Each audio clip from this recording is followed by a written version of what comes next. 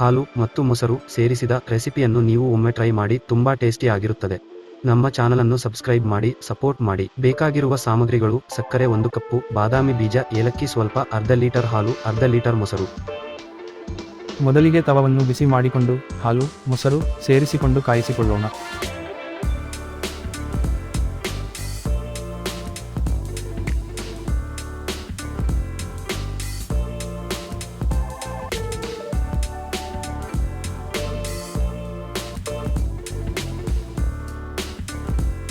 ನೀರನ್ನು ಸೋಸಿಕೊಳ್ಳಬೇಕು.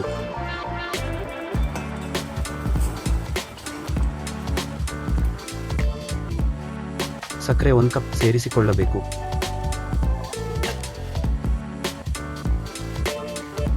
ಏಲಕ್ಕಿ ಸ್ವಲ್ಪ ಸೇರಿಸಿ ಡ್ರೈ ಆಗುವವರೆಗೂ ಕಾಯಿಸಿಕೊಳ್ಳಬೇಕು.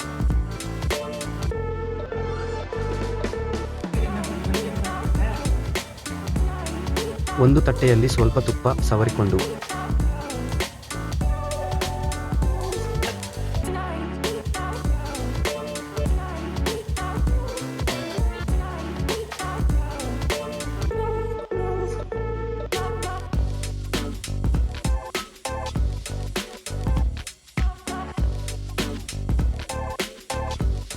ಈಗ ಬಾದಾಮಿ ಬೀಜವನ್ನು ಸೇರಿಸಿಕೊಂಡು ಸಣ್ಣ ಸಣ್ಣದಂತಹ ಪೀಸ್ ಆಗಿ ಕಟ್ ಮಾಡಿಕೊಳ್ಳೋಣ.